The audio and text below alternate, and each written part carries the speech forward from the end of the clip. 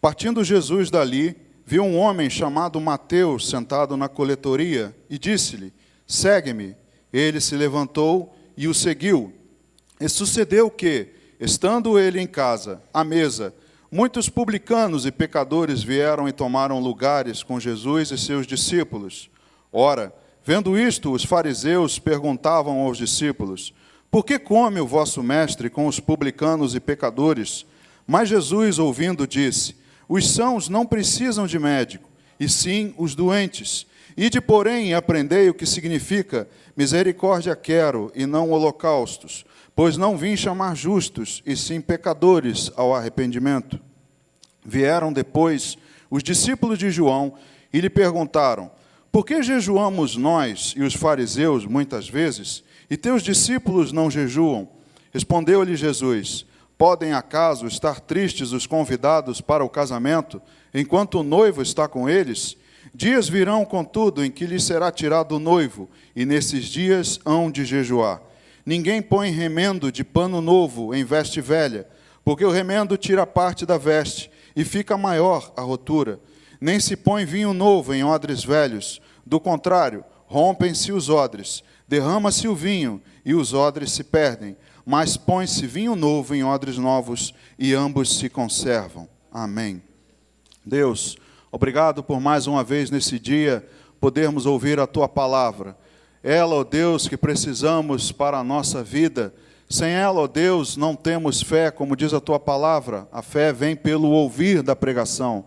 Precisamos, ó Deus, ouvir a Tua voz, mas, sobretudo, que aprendê-la e colocá-la em prática, que ela possa não somente ficar no plano intelectual, mas que ela possa entrar no nosso coração, num terreno fértil, e daí produzir frutos. Nós pedimos, ó Deus, que a Tua igreja ouça a Tua voz, que o Senhor use a minha vida de acordo com a Tua vontade, que eu seja um instrumento nas Tuas mãos, que eu possa servir, ó Deus, para que a Tua palavra seja pregada.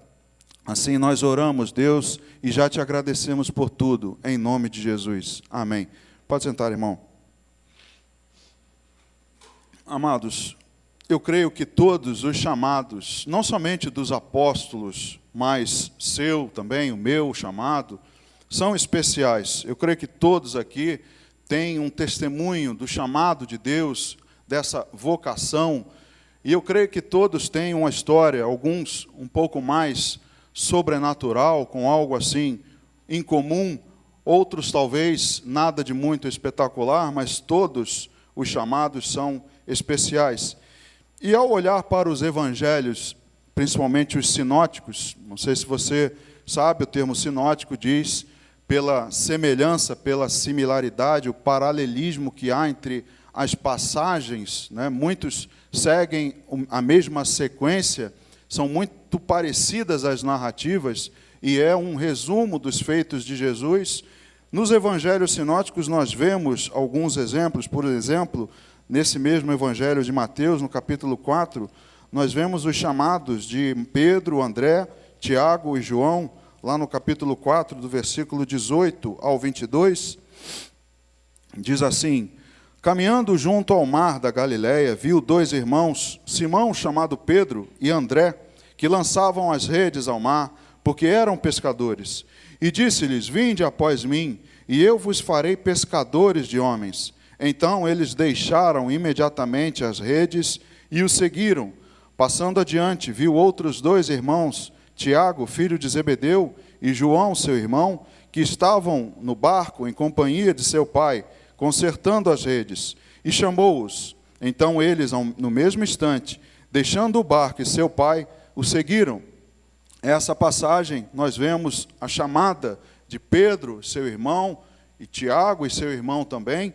Você vê também no Evangelho de Marcos, capítulo 1, do 16 ao 20, e no de Lucas, capítulo 5, do 1 ao 11, onde ali Lucas, com mais detalhes, fala da pesca maravilhosa, em que Pedro diz que, Senhor, nós, tentando toda a noite, não pescamos nada, e Jesus diz: põe-te ao largo e lança as redes. Ali, com mais detalhes, vemos esse chamado maravilhoso desses 4 homens. Se você for ao Evangelho de João, lá no capítulo 1, abra lá, Evangelho de João, que não faz parte dos evangelhos sinóticos, João capítulo 1, do versículo 43 ao 51, fala sobre o chamado de outros discípulos. Diz assim: no dia imediato, resolveu Jesus partir para a Galiléia e encontrou a Filipe, a quem disse: segue-me. Ora, Filipe era de Betsaida, cidade de André e de Pedro. Filipe encontrou a Natanael e disse-lhe: achamos aquele de quem Moisés escreveu na lei e a quem se referiram os profetas, Jesus o Nazareno, filho de José. Perguntou-lhe Natanael: de Nazaré pode sair alguma coisa boa? Respondeu-lhe Filipe: vem e vê. Jesus viu Natanael aproximar-se e disse a seu respeito: eis um verdadeiro israelita em quem não há dolo. Perguntou-lhe Natanael: de onde me conheces? Respondeu-lhe Jesus: antes de Filipe te chamar, eu te vi quando estavas debaixo da figueira. Então exclamou Natanael: mestre, tu és o Filho de Deus, tu és o Rei de Israel. Ao que Jesus lhe respondeu: porque te disse que te vi debaixo da figueira, crês? Pois maiores coisas do que estas verás. E acrescentou: em verdade vos digo, que vereis o céu aberto e os anjos de Deus subindo e descendo sobre o Filho do Homem. Nessa passagem nós vemos o chamado de Filipe e Natanael, que era Bartolomeu, também um chamado especial, uma narrativa mostrando que Jesus viu Natanael debaixo da figueira. Se você voltar lá para o Evangelho de Mateus, capítulo 10, do versículo 1 ao 4, Mateus, capítulo 10, do versículo 1 ao 4, nós vamos ver o chamado dos 12 apóstolos, a vocação, a escolha. Mateus, capítulo 10, do 1 ao 4. Tendo chamado os seus 12 discípulos, deu-lhes Jesus autoridade sobre espíritos imundos, para os expelir e para curar toda a sorte de doenças e enfermidades. Ora, os nomes dos 12 apóstolos são estes: primeiro, Simão, por sobrenome Pedro, e André, seu irmão, Tiago, filho de Zebedeu, e João, seu irmão, Filipe e Bartolomeu, Tomé e Mateus, o publicano, Tiago, filho de Alfeu, e Tadeu, Simão, o zelote, e Judas Iscariotes, que foi quem o traiu. Nós vemos aqui o chamado dos 12 apóstolos, mas não há detalhes do chamado de alguns deles. Não há, por exemplo, sobre o chamado de Tadeu, não há, por exemplo, sobre Simão o zelote, Bartolomeu tem Natanael, mas há alguns dos apóstolos em que não há detalhes sobre esses chamados. Mas, como eu disse, todos os chamados são especiais. O deles, de alguma forma, o meu, o seu, todos eles são especiais. Mas quando eu olho para esse chamado de Mateus, no capítulo 9, algo desperta a nossa atenção.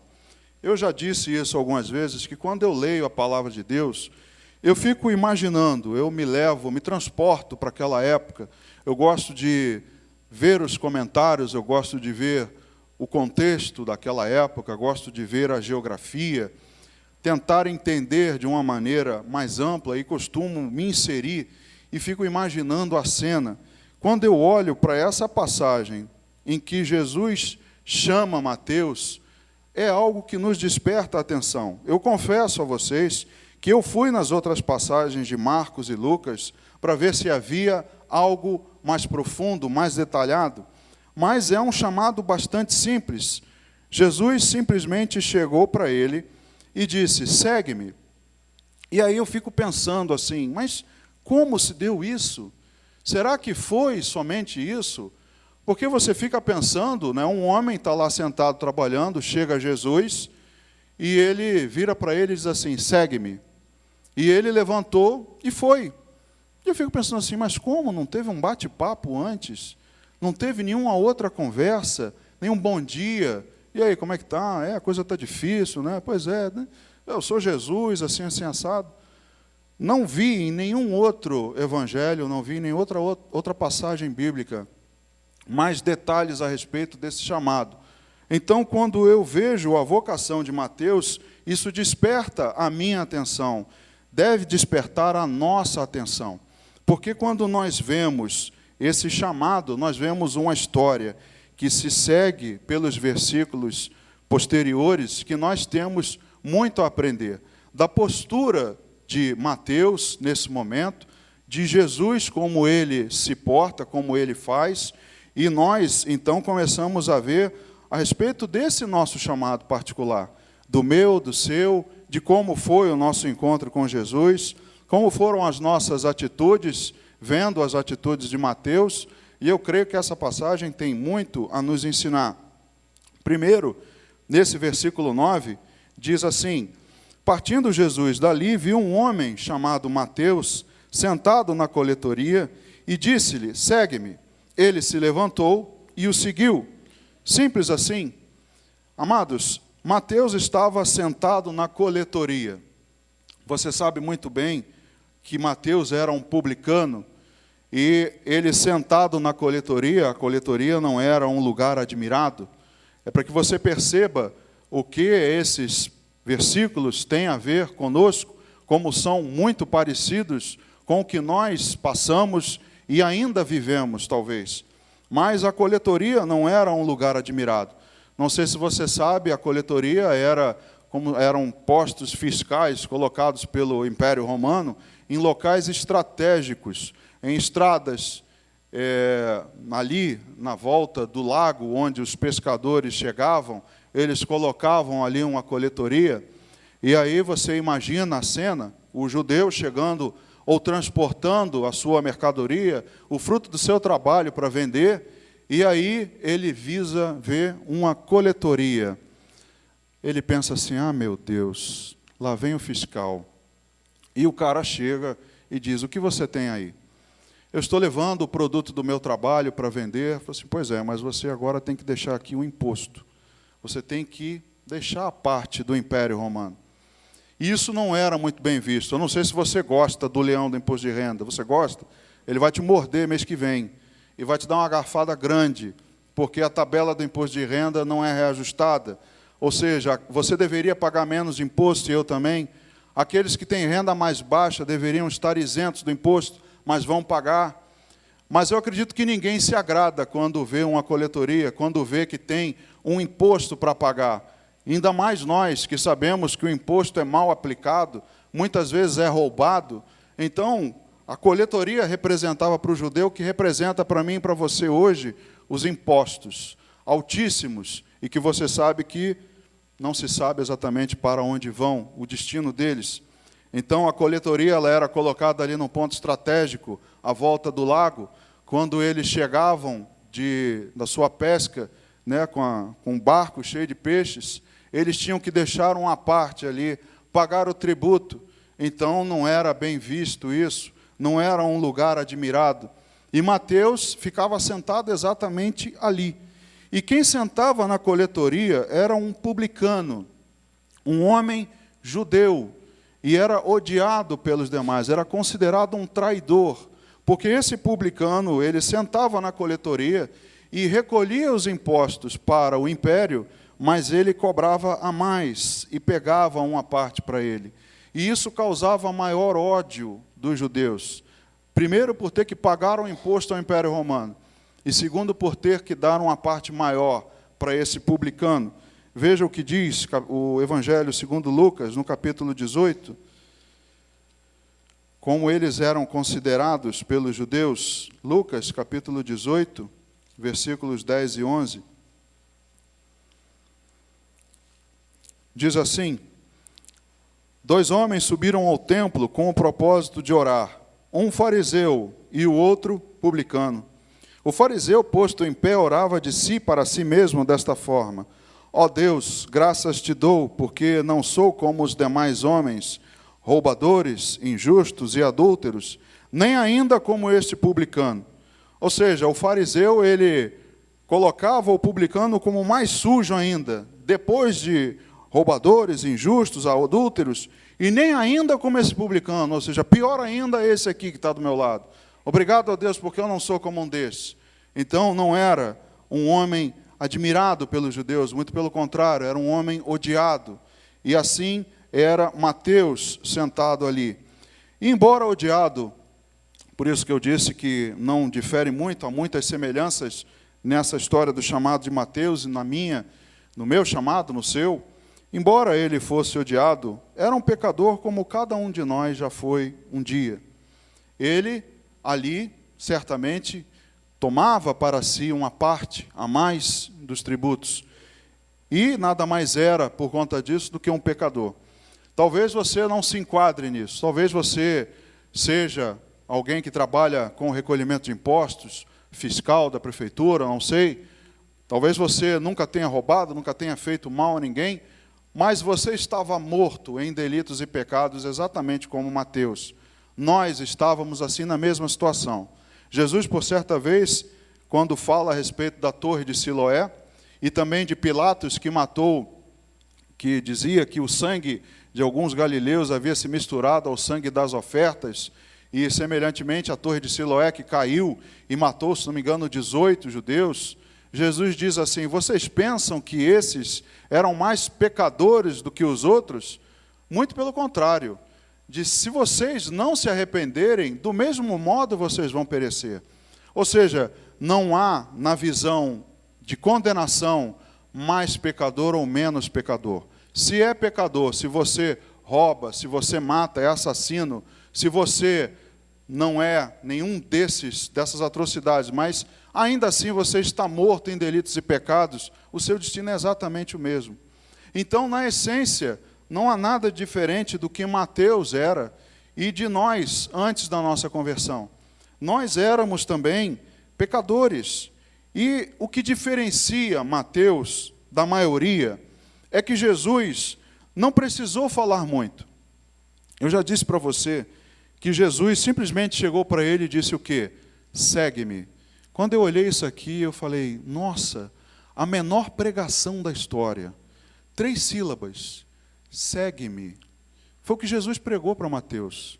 Um homem pecador, sentado na coletoria, ali preso, sujo, morto em seus delitos e pecados, chega Jesus e prega para ele, segue-me. Mais nada.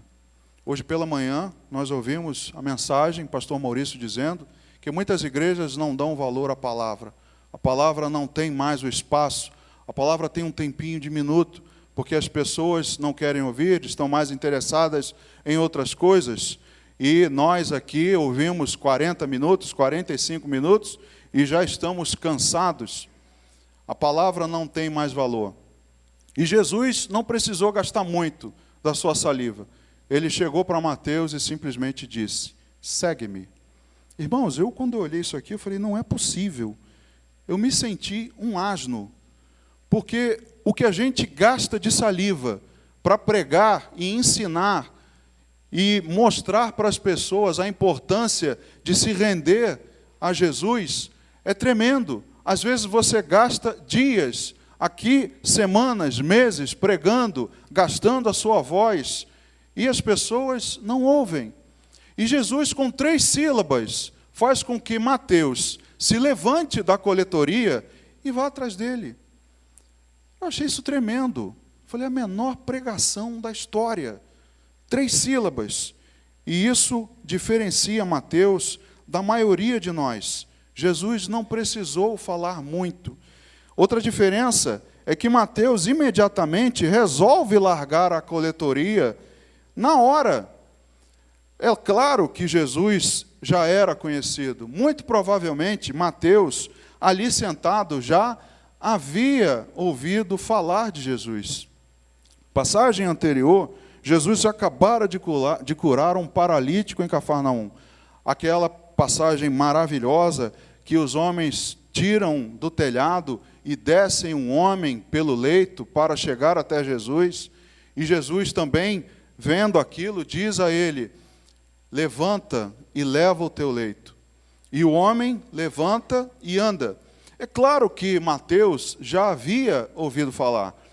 E talvez ali Mateus, sentado naquela coletoria, pensava dia após dia, poxa, eu tenho ouvido falar desse Jesus, eu tenho ouvido falar desse homem, e eu estou aqui, sentado nesse lugar que representa o pecado, representa essa prisão em que nós vivemos, tanto ele como nós vivíamos, E ele ali talvez já estivesse pensando a respeito de Jesus. Como também Zaqueu era também publicano, também safado, sem vergonha, ladrão, mas ele também já ouvia falar de Jesus. E ele, quando sabe que Jesus vai passar por determinado lugar, ele sobe a um sicômoro e tenta dali ver Jesus. Então, eles, é claro que durante algum tempo já pensavam a esse respeito da sua situação miserável, morto, ali sentado naquela coletoria que representava o pecado, que era odiado pelos judeus, que nada tinha de bom. Eu não acredito que, fazendo assim uma parábola, os filhinhos de Mateus na escola, o que seu pai faz? Meu pai é publicano. Eu imagino a cara das outras criancinhas, da professora, né? Vamos mudar de assunto. Porque ser publicano não era legal, não era bonito. E Mateus, com certeza, ficava pensando sobre isso. E aí, logo depois dessa cura do paralítico, você viu que no 9 diz, partindo Jesus dali, ou seja, ele acabara de sair dali, ele então chega e vê Mateus sentado na coletoria e diz, segue-me. Isso representa, essa coletoria, a prisão do pecado que muitos não querem largar. O que diferencia Mateus da maioria de nós é que Mateus resolveu na hora, com 3 sílabas, largar e seguir Jesus. E muitos de nós estamos ouvindo Jesus há dias, e ainda estamos sentados na coletoria. Ainda estamos presos a ela. Mateus, naquele momento, ele decide largar. E isso diferencia, porque muitos não conseguem largar a coletoria. Continuando, um homem, depois de largá-la, ele se alegra ao ponto de dar uma festa. Veja o que diz o Evangelho segundo Lucas. Aí mesmo você vai ter, mas vamos lá em Lucas, capítulo 5, do versículo 29. A mesma passagem, mas de uma outra forma, mais detalhada, diz assim, então lhe ofereceu Levi, que era Mateus, um grande banquete em sua casa, e numerosos publicanos e outros estavam com eles à mesa. Lucas diz que Mateus ofereceu um banquete. O próprio Mateus que escreveu, ele deve ter pensado assim, menos, Lucas, menos. Não foi um banquete, foi uma carninha na brasa, um churrasco, não foi um banquete, menos. O próprio Lucas não dá esse detalhe, mas o próprio Mateus não dá esse detalhe, mas Lucas diz que ele ofereceu um banquete. Então, no versículo 10, veja o que diz lá em Mateus. E sucedeu que, estando ele em casa, ele quem? Mateus, à mesa, muitos publicanos e pecadores vieram e tomaram lugares com Jesus e seus discípulos. O que nos mostra essa passagem é que largar a coletoria implica trazer Jesus para dentro da sua casa. Veja, Mateus, assim que ele segue Jesus, ele resolve dar uma comida, um banquete, ou seja lá o que for, ele resolve na sua casa receber Jesus. E quais eram os amigos de Mateus? Eram pessoas da alta sociedade que gostavam dos publicanos. Quem é que andava com o publicano? Outros publicanos. Quem é que anda com um pecador? Aquele que é praticante do pecado? Pecadores.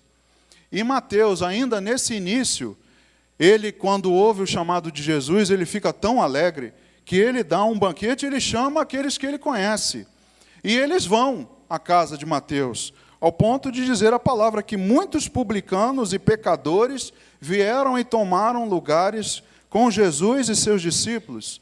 Ou seja, ele larga a coletoria, mas traz Jesus para dentro da sua casa. E os que vão à casa de Mateus, que são os pecadores, foram lá também. Muitos provavelmente não gostaram, porque Jesus o que fez ali? Pregou. talvez com 3, 5 ou mais sílabas, mas ensinou ali na frente de todos os outros. E Mateus nem se preocupou com isso. Olha, amigos, venham à minha casa, porque eu vou receber Jesus e seus discípulos. Eu vou trazer Jesus para a minha casa. E os amigos vão e ouvem o quê? Jesus pregar. Muitos provavelmente se renderam a Jesus e se converteram também e seguiram a Jesus, mas muitos não. Mas Mateus está preocupado com isso? Não. O que Mateus quis fazer? Trazer Jesus para dentro da minha casa. E aí, quando ele no início chama os seus amigos, muitos deles vão saindo. É aquela história de quando você, de fato, larga a coletoria e traz Jesus para sua casa, aqueles seus amigos antigos dizem assim, não dá mais para frequentar a casa do fulano. Ele só bota louvor, ele só fala de Jesus, não tem mais cerveja na casa dele, não dá mais para frequentar a casa de Mateus. Mateus não está nem aí. Meu irmão, não quer vir na minha casa? Não venha. Porque aqui na minha casa agora eu trago Jesus. E aí, Mateus toma essa decisão porque é única de alguém que decide largar a coletoria. E isso implica trazer Jesus para dentro da sua casa. E à medida que você vai levando pessoas para a sua casa, essas pessoas vão vendo que Jesus está lá. Muitos vão se converter, muitos não vão querer mais ir, mas o importante é que Jesus esteja dentro da sua casa, nas suas festas, em todo lugar que você vai, tudo que você faça, Jesus tem que estar ali, porque produz, em quem larga a coletoria, um desejo de compartilhar essa alegria, de ter encontrado o verdadeiro tesouro. Foi o que Mateus encontrou. Ele já sentado na coletoria, certamente, vinha meditando a respeito disso, e quando Jesus chega e diz, segue-me, ele então encontra o verdadeiro tesouro. E ele sente uma alegria tão grande que ele quer compartilhar isso com os outros. E chama os outros para a sua casa. Veja o que Paulo diz aos Efésios, no capítulo 3, no versículo 8. Efésios 3, 8 diz assim, a mim, o menor de todos os santos, me foi dada esta graça de pregar aos gentios o evangelho das insondáveis riquezas de Cristo. Há um tesouro no evangelho. E Paulo diz, a mim foi dado, o menor de todos, a graça de pregar aos gentios o evangelho das insondáveis riquezas de Cristo. Mateus teve esse entendimento. Há um tesouro nesse homem, nas palavras que esse homem diz. Eu encontrei um tesouro e eu quero compartilhar, porque a mim, Mateus, foi dada essa graça de pregar aos gentios. Então eu trago para minha casa os publicanos e os pecadores que também precisam largar essa coletoria como eu larguei. Então há um desejo no coração de Mateus de compartilhar essa alegria por ter encontrado o verdadeiro tesouro. Nas suas vidas, isso é o que primeiro vem à nossa mente. Nas nossas vidas, Jesus tem tomado lugar à mesa, porque muitos de nós nem convidam mais os publicanos, porque tem vergonha que eles saibam que agora você é crente, que agora você não bebe mais, que você agora não curte mais pornografia, não bebe mais cerveja, não está mais envolvido em maracutaias. Muitos têm vergonha de dizer isso, de declarar isso, e muitos também têm vergonha de levar os irmãos à sua casa, porque quando o irmão for lá vai ver, pô, Jesus não está aqui. E aí essa pergunta que fica nas nossas mentes, será que Jesus tem tomado lugar à nossa mesa? Porque a mesa de alguns que se dizem cristãos é uma vergonha. Jesus não está lá. Jesus, ele muito pelo contrário, está ainda batendo na porta, querendo entrar e cear com muitos, porque muitos não largaram a coletoria. Muitos ainda estão presos, como aquela bola de presidiário, no calcanhar, prendendo aquela bendita coletoria. Aquele pecado, aquilo que não consigo me livrar. Muitos de nós não temos Jesus à nossa mesa. E Jesus, ele mesmo diz, na passagem do capítulo 9, do versículo 11 ao 13, diz assim: ora, vendo isto, os fariseus perguntavam aos discípulos: por que come o vosso mestre com os publicanos e pecadores? Mas Jesus, ouvindo, disse: os sãos não precisam de médico, e sim os doentes. Ide, porém, e aprendei o que significa: misericórdia quero, e não holocaustos. Pois não vim chamar justos, e sim pecadores ao arrependimento. Muitos, os santarrões, os fariseus da época, observavam aquilo, e para eles era um escândalo Jesus sentado à mesa com os publicanos e pecadores. Mas Jesus diz para eles assim: olha, eu vim para os doentes, não vim para os sãos. E eu vim chamar os pecadores ao arrependimento. Não é isso que diz Lucas 19:10? Pois o Filho do Homem veio buscar e salvar o perdido. Para isso que Jesus veio. Ele é a cura para quem está preso à coletoria. É necessário que essas pessoas ouçam a pregação de Jesus, tão simples, mas tão tocante, tão profunda, que fazem com que essas pessoas imediatamente se levantem, larguem ela para trás e o sigam. Mas somente através dele, porque ele é que é a cura. E muitos, infelizmente, irmãos, nós temos visto que permanecem ainda, mesmo ouvindo a mensagem, ouvindo a pregação, muitos ainda têm algo preso às suas vidas. Muitos ainda não conseguem largar aquele detalhezinho que está mantendo preso a vida anterior. Não consigo. Eu sigo Jesus, eu ouço. Muitos, como os fariseus, né, são os religiosos. Não, eu venho ao culto, eu entrego o dízimo, mas eu sigo Deus à minha maneira. Aquela coisinha eu não consigo me livrar, aquela eu não abro mão. Irmãos, ele largou a coletoria, ele se levantou na hora e seguiu com 3 sílabas. E nós, com anos e anos, temos ainda alguma coisa nos prendendo. E nós não largamos e não seguimos Jesus. Porque a semelhança do paralítico em Cafarnaum, é necessário tomar o seu leito e levantar. Na passagem anterior, Jesus, quando cura o paralítico, ele diz ao homem: levanta-te, toma o teu leito e vai para a tua casa. O leito representava para aquele homem, ou podia representar, a sua incapacidade. Muitos fazem do seu leito a sua forma de viver.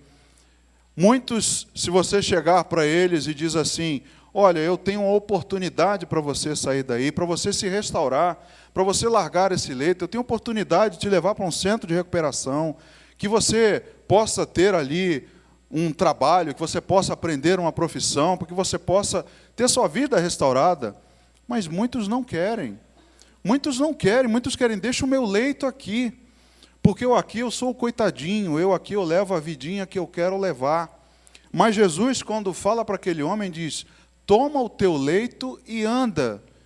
Irmão, muda a sua vida. Não tem mais leito, não tem mais coletoria. Então, o que ele diz para Levi é a mesma coisa que ele diz para o paralítico e disse para mim e para você: levanta o teu leito e anda. Levanta, segue-me, larga a coletoria, larga tudo isso para trás e me segue. Nós vimos as outras passagens dos outros apóstolos, em que eles também, largando tudo para trás, seguiram Jesus. Pedro e seu irmão, João e Tiago, que eram sócios, largaram e seguiram Jesus.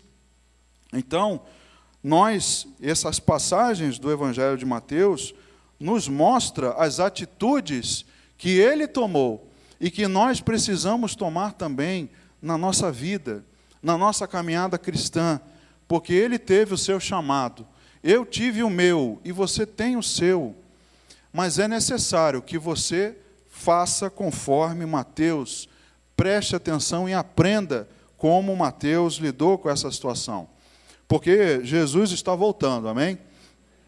A volta dele é iminente. E nós ouvimos há algumas mensagens atrás, o pastor pregando aqui sobre as virgens nécias e as prudentes, representando exatamente isso, que nós não sabemos a hora em que Jesus irá voltar. E Jesus diz, nessa mesma passagem do capítulo 9, que ele é o noivo, e que durante algum tempo a noiva esperaria a sua volta. Aqui no versículo 15, ele diz: respondeu-lhe Jesus: podem acaso estar tristes os convidados para o casamento, enquanto o noivo está com eles? Dias virão, contudo, em que lhes será tirado o noivo, e nesses dias hão de jejuar.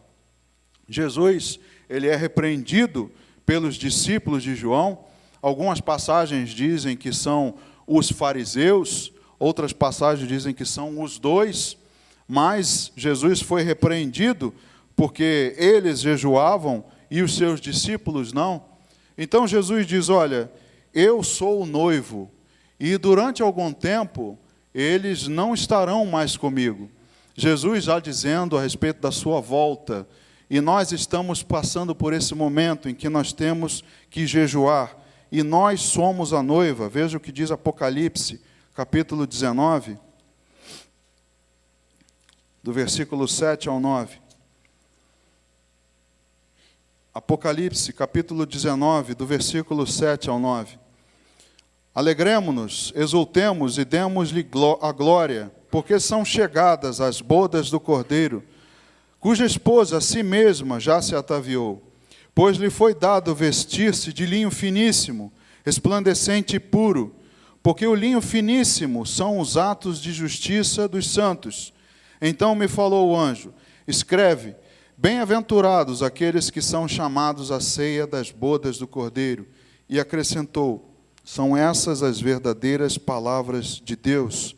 Nessa mesma mensagem das virgens nécias e prudentes, as lâmpadas que elas carregavam, o pastor fez menção às boas obras, aos atos de justiça, né, ao testemunho de vida de cada um de nós. Jesus mesmo havia dito isso, que essas nossas boas obras iriam iluminar, e aqui também, semelhantemente, diz que esse linho finíssimo são os atos de justiça dos santos. Então, Jesus diz que nós estamos passando por esse jejum, nós somos a sua noiva e já estamos ataviados de linho finíssimo e puro, que são os nossos atos de justiça, essa nossa lâmpada, não é, que seria as boas obras iluminando esse mundo em trevas. Mas Jesus diz expressamente que está voltando. E os fariseus, eles, naquela época, eles não diferiam muito dos publicanos. Você leu comigo aquela passagem da parábola dos dois orando no templo, em que o fariseu diz: se orgulhando, né, dou o dízimo e jejuo tantas vezes por semana.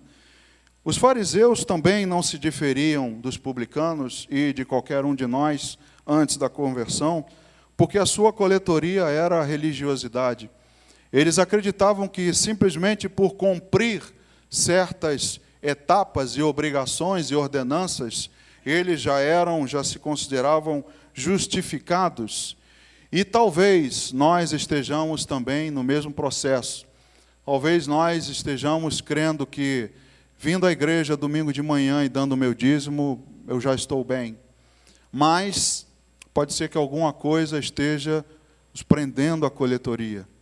Isso não é o bastante, não é o suficiente. Não podemos cair no erro dos fariseus e achar que a nossa religiosidade é motivo suficiente para a salvação. Não. Nós, semelhantemente aos fariseus e aos publicanos, tínhamos algo a nos prender à coletoria. E para a sua volta, Jesus diz que é necessário um vaso novo e um recipiente novos. Largar a coletoria representa que há algo novo na sua vida. Ele largou e seguiu Jesus. O largar significa deixar para trás. Voltando lá a Mateus capítulo 9, versículo 16 e 17, diz assim: ninguém põe remendo de pano novo em veste velha, porque o remendo tira parte da veste, e fica maior a rotura. Nem se põe vinho novo em odres velhos, do contrário, rompem-se os odres, derrama-se o vinho, e os odres se perdem, mas põe-se vinho novo em odres novos, e ambos se conservam. Não cabe na nossa cabeça, num pano velho, num lugar rasgado, você recortar um pano novo, um pedaço de um pano novo, ou seja, estragar um pano novo, e cobrir um pedaço numa veste velha. A veste velha não vai suportar. A nova é mais resistente, e a velha vai causar uma rotura ainda maior. Os odres, a mesma coisa. Os odres novos já estão dilatados. O vinho, ele fermenta, aumenta a pressão, e eles vão ao limite da sua elasticidade. Se você puser vinho novo em um odre que já está no limite da sua elasticidade, quando esse vinho novo fermentar, esses odres se rompem e não tem como segurar. Então o que é necessário? Vestes novas, odres novos, vinho novo, tudo novo. Mateus, ao se levantar e seguir Jesus, optou por tudo novo. Não tem como manter lá um pedaço de veste velha. Não tem como me manter alguma coisinha preso à coletoria. Não, isso eu não consigo largar. Isso eu não consigo. O cigarro eu não consigo. Mas o cigarro, olha, eu não tenho jeito. E Jesus, com 3 sílabas, Mateus se levantou e largou ela para trás. E muitos de nós, anos e anos de pregação, horas e horas de mensagem, e ainda está lá alguma coisa presa na coletoria. Meu irmão, odres novos, tudo novo. Muitos ainda estão com o recipiente velho, com a vestimenta velha e rasgada. E Jesus diz, não tem condição. Se você quiser que eu te faça novo, tem que largar a veste velha e o odre velho, porque eu vou colocar algo novo dentro de você. E para colocar algo novo, tem que ter um recipiente novo. Tem que abrir mão do velho. É por isso que a gente simboliza no batismo o sepultamento da velha criatura. Porque a nova não pode ter nada preso à coletoria. Não pode ter aquela coisinha. Tudo novo. Mateus representa esse chamado. Então, somente uma entrega total e imediata pode nos transformar em discípulos. Somente ouvindo Jesus e largando a coletoria. Com pouco, não tem muito o que dizer, irmão. Jesus não gastou muito. E Jesus continua chamando discípulos. O problema é que hoje não são mais 3 sílabas. São 3 anos, 3 décadas, várias vezes pregação, ouvindo. E as pessoas não estão largando. Abandone a coletoria de uma vez por todas e atenda ao chamado de Jesus.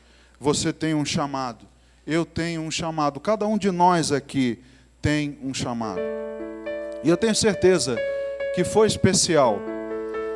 E se você, quando ouviu Jesus, decidiu segui-lo, você tem que fazer como Mateus fez. É isso que a passagem nos ensina.